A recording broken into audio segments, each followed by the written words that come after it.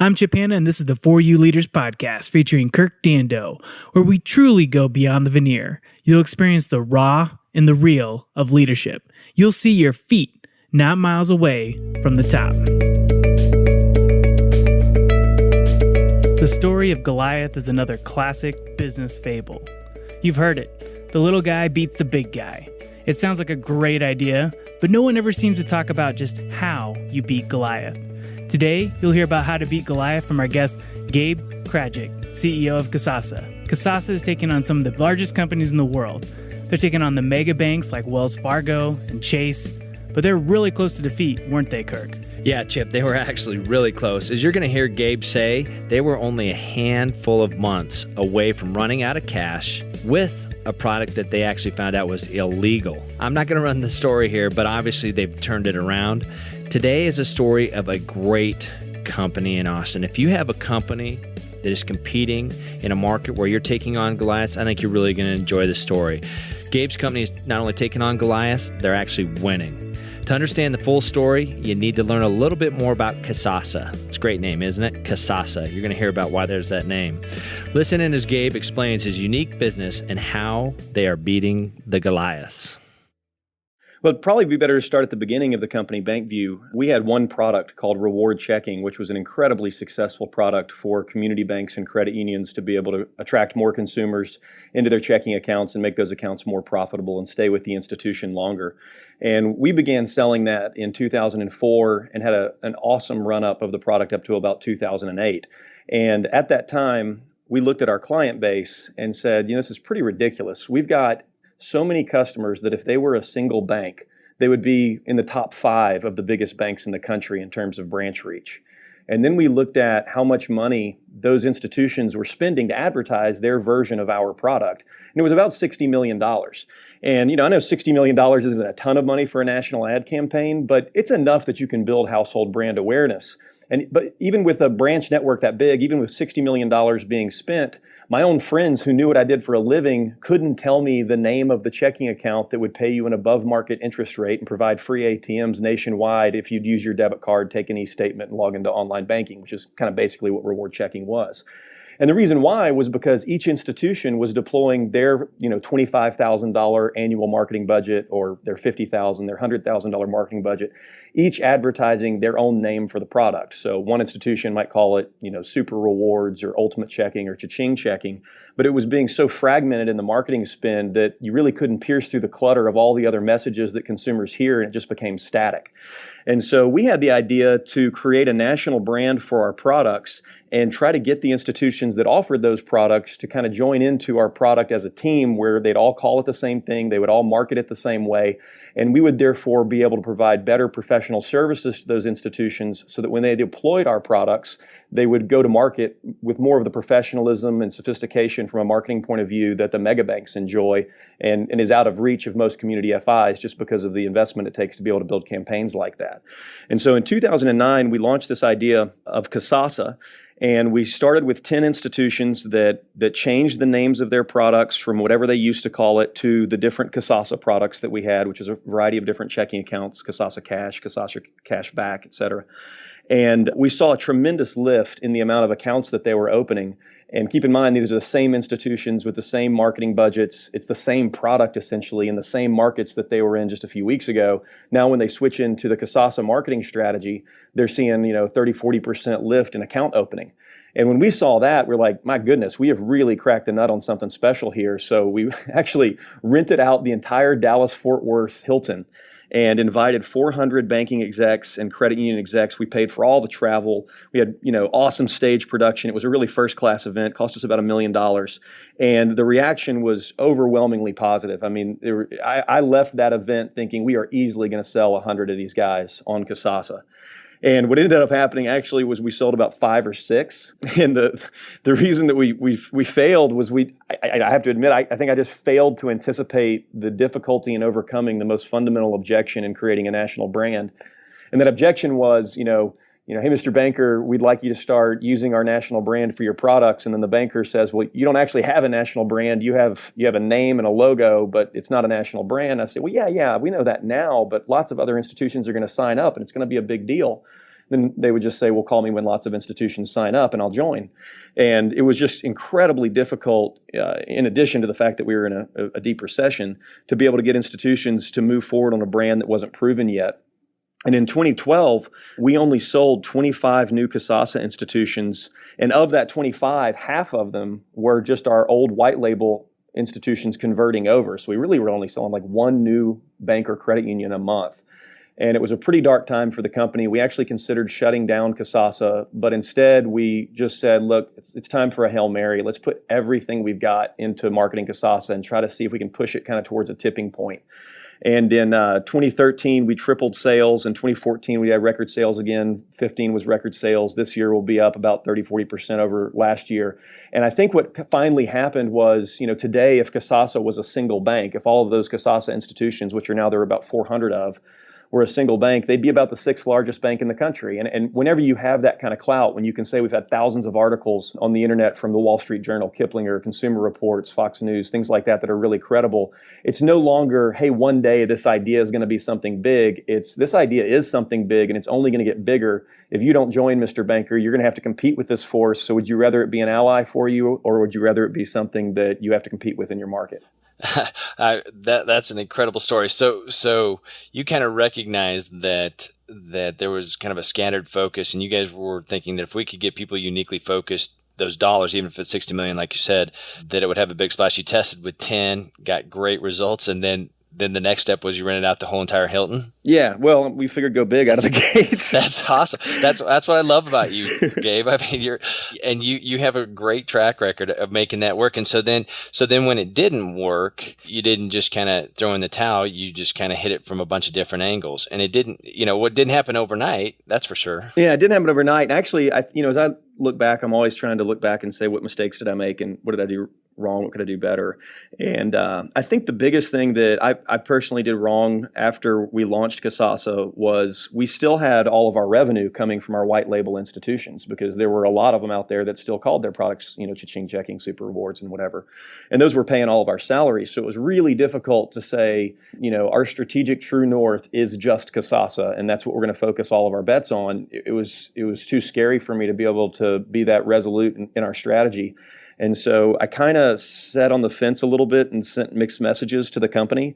And the biggest thing that we changed from 2012 to 2013 was, I remember giving a speech in one of our all hands meetings, and it was just like dropping the gauntlet. We are only going to focus on Kasasa. If it doesn't get us to 1,000 Kasasa institutions faster, it's not something that we need to focus on.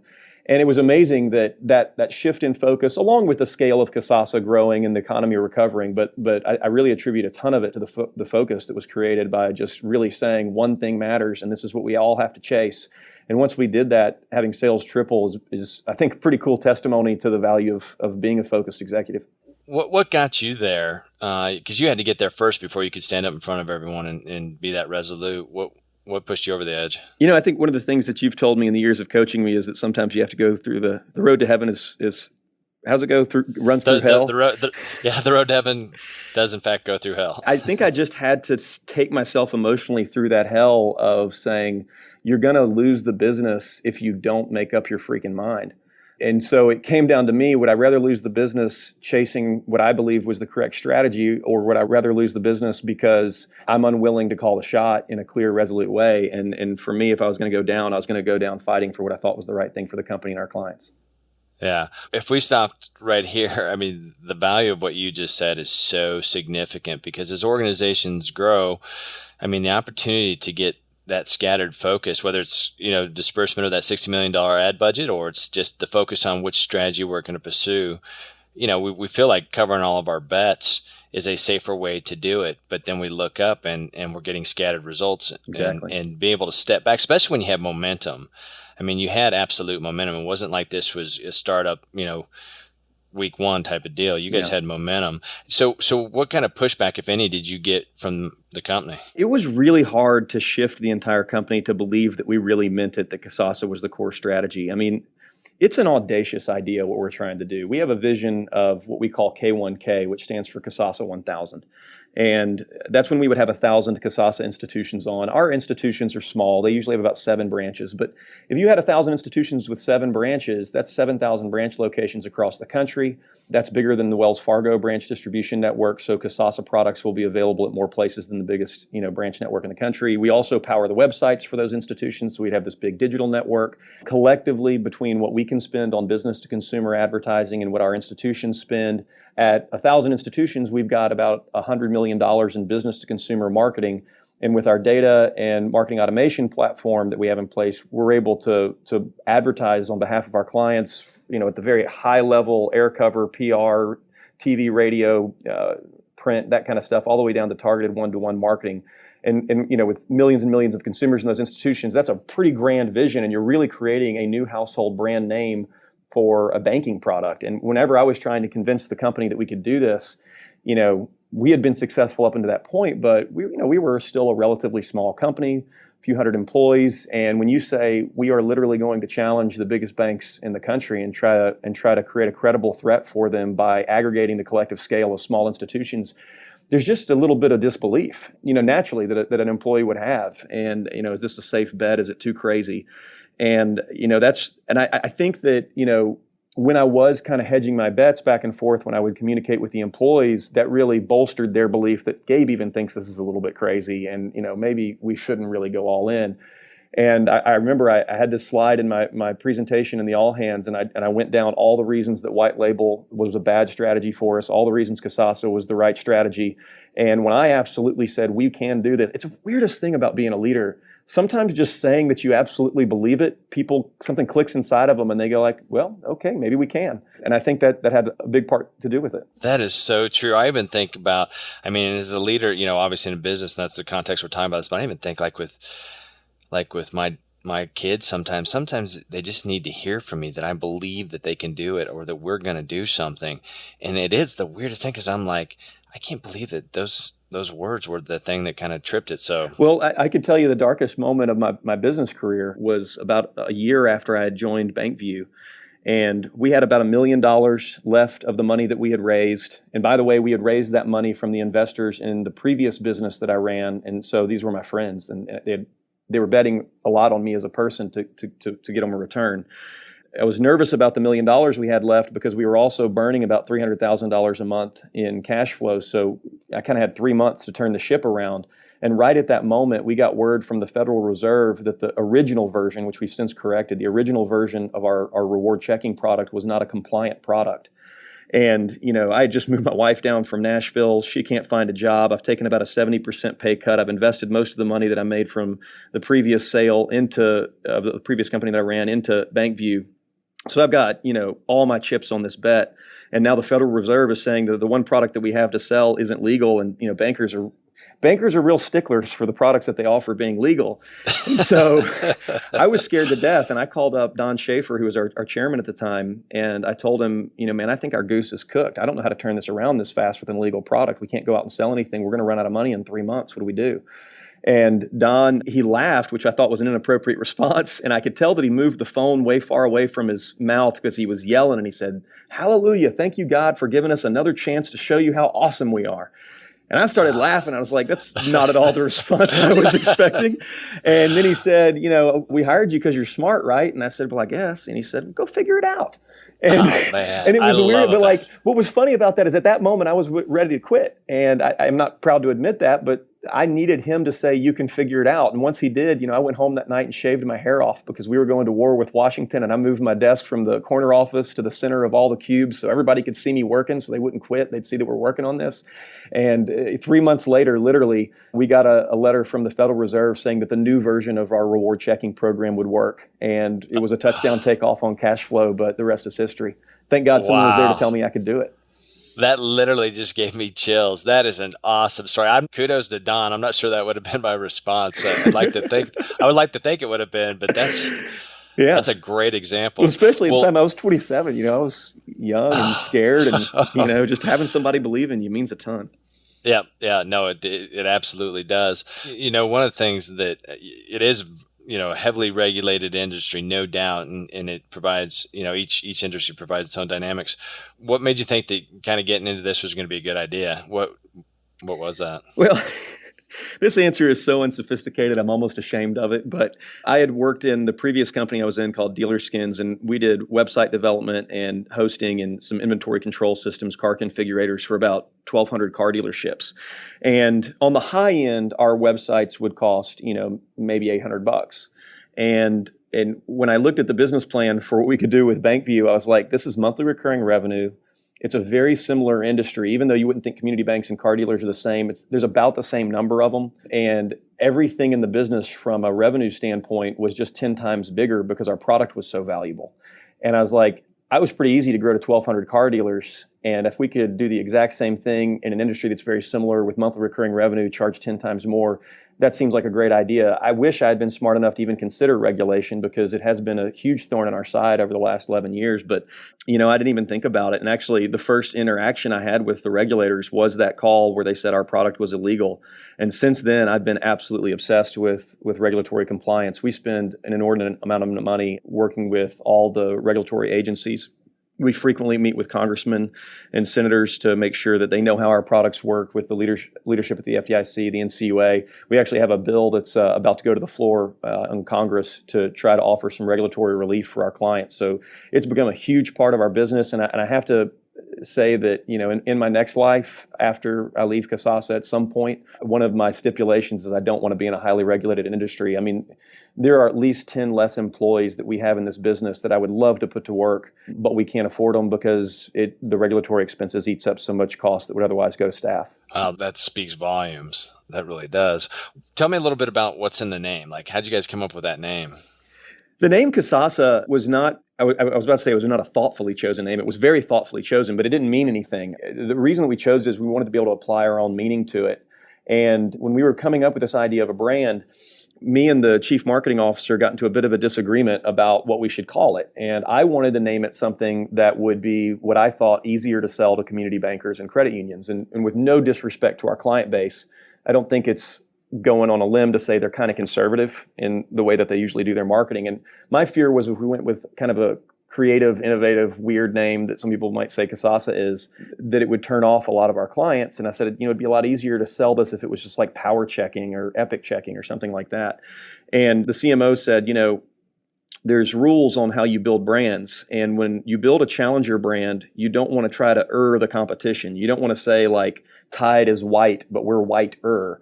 You don't want to say that Ferraris are sexy, but we're sexier than a Ferrari. Like there are certain things that just kind of own their position. And if we went out with a name like Power Checking, it would sound a lot like a name that any mega bank could have come up with. And then we'd have to try to differentiate ourselves in a clutter where we just look like wallpaper. And she said the right marketing tactic, if you've got any marketing 101 sense in you, is to zig where the others zag when you're a challenger. And so we need to come up with a name that sounds different, that breaks through the clutter.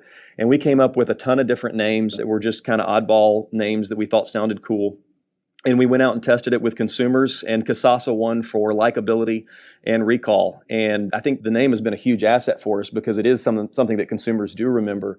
But I think what I learned from that was whenever you're doing marketing, the right thing to do is to base it in consumer research and not to try to come up with your own ideas and think that you're the expert, because the expert on who's going to buy is the consumer when they tell you they're going to buy it. And now everything that we do from a marketing point of view, everything runs through consumer testing. We do research on every marketing piece that we put out just to make sure that the messages are on target and that it's going to drive the response that our clients need. Yeah, and we'll talk a little bit more about that, but that is one thing, is a lot of people give lip service to putting, kind of a customer-centric focus and those kind of things. You guys live that. I mean, it really is part of the DNA of the business. It's reflected in your guys' mission and your values and those things. The whole reason Kasasa or BankView even exist is to help the consumer. So I'm the president or owner of a community bank or a CEO of a credit union, and just obsessed with providing value to people in my area. Give me the pitch. Why should I join on to Kasasa? What value am I going to get from doing that? I've got a marketing team. I think we know our customers better than you do, possibly. Yeah. Tell me why I should do this. I mean, the reason is it's all in data. If you go back to the mid 90s, community banks and credit unions had north of 70% of the market share in America. Today, that's down to well south of 30%. I think it's about 25% as of today. And so to go from 75% market share to, 25% market share over a few decades is a pretty darn big change. And what's weird about that is when you go and interview consumers and you do the research, no matter how you ask the question, consumers will say, I prefer community banks or credit unions 66% of the time. You can say, do you trust them better? Do you think they'll take better care of you? Will they abuse you with fees? It's always about a 2/3 to the favor of community banks and credit unions. So why would it be that 2/3 of Americans say that they want to bank locally, but when they vote with their money, only 25% actually do? And we got obsessed with that question when we did our first big research project to help build the Kasasa brand in 2008. We've been researching it for 8 years since then. And what we found is that 71% of consumers say that products are more important than the institution. 59% of consumers say that they would bank locally if only the local community bank or credit union had the same rates, rewards, and technology as the big banks do. So what we're finding is that consumers are voting for products. They're looking for products first. In the old days, when you bought a computer, for example, you would go to a computer store and they would help you find the computer that's right for you. Today, consumers want to find the computer that's right for them on the internet, and then they decide where they're going to buy it. The same thing is true of checking accounts. It used to be you'd go to the bank that had a branch near your house and you'd see what checking accounts they had. Today, 88% of consumers go to the internet to find the product that they want for a banking product, and then they figure out what institution has the best version of that type of product. And so product has usurped location in terms of being the first decision that consumers make when they decide where they're going to go bank. And the perception among consumers is that community banks and credit unions just don't have the R&D budgets and the programmers to keep pace with what they see being advertised by Chase or Samuel L. Jackson with the Cap One commercials with cash back. And so they don't believe the quality of the products are good at community banks. And what we do with Kasasa is change the lens through which the consumer sees those products. No longer is the product being offered by the local institution something that they cobbled together the best they could. It's the result of hundreds of institutions all across the country, the 6th largest banking network, pooling their resources and building world-class products that take the consumer's best interests to heart. And what we found is when our white label institutions switched to Kasasa, I mentioned earlier that our initial beta institutions got about a 30 to 40% lift in account opening. Today, we see, because we've gotten better at marketing, when our white label institutions convert over to Kasasa, they're getting about a 60% lift in new account opening. And it's the same product, it's the same budget, it's the same market, it's the same consumers. It's just tapping into what the consumer is telling us, and that is that they don't believe the products at small FIs are good. And if they had a reason to believe that the products are good, they would do what they already want to do, and that is bank locally. And so the combination of the bank's brand or the credit union's brand and what it stands for, caring about the community, being a part of the community, actually knowing their customers and members, is just like peanut butter and jelly with the Kasasa brand, because the Kasasa brand complements the FI's brand by saying, and oh, by the way, the products are great too. So one more question. You've got me hooked. I think you answered it. But so if I'm sitting there and I'm saying, hey, yeah, but I've been competing with Charlie across the street for years. If he's got Kasasa and I get Kasasa, how am I going to differentiate? Well, what we do is we look at the market share of saturate. We will not oversaturate a market with Kasasa financial institutions, because obviously, like if we're in a small community of 10,000 people served by 3 community banks and we sign up all 3 community banks, absent the Chamber of Commerce creating a reason for more people to move to that town, we can't do anything with market share. So we're careful not to oversaturate. But when you look at it from a nationwide perspective, which is reflective of most of the markets in the country, 75% of the share is at the mega banks. So why would the 25% fight over, the scraps from the table when they could unite and be able to take actual market share away from the big guys in a way that they have proven incapable of doing for the last few decades? And that's exactly what we're seeing with our clients when they go into the market. So, if the idea of winning to you is beating the local CEO who plays golf with you on the weekends at the country club that's also a community banker, if you have to beat him to feel like a winner, Kasasa is not for you. Kasasa is about the guy that you play golf with having the best month of his year because of Kasasa, and you also having the best month of your year because of Kasasa. Yeah, that's brilliant. And it also, I like the fact that you guys don't try to saturate a market, because then what it also does is it creates a uniqueness. So, the people that have enough vision, and we'll talk a little bit about that as a leader to, kind of predict the future, get in early, or they might be standing on the outside really fighting for the table scraps. Yeah, because once we saturate a market, we're not going to sell in that market anymore. So the credit unions or community banks that aren't on our team, are, with no disrespect to them, and we care about this industry, but you are the enemy at that point, because we have to go steal share from you, and we're going to do it with all the marketing and sophistication skill of a mega bank and the marketing budgets of every institution that's in that market combined, not just all of them disparately and individual. So there is a big threat in not being on the team, but that's why we encourage people to join now. And I think that's been a big part of the reason, as people are seeing Kasasa grow, that our sales have just kept increasing every year, because people realize they can't just ignore us anymore. They have to make a decision to compete or to join.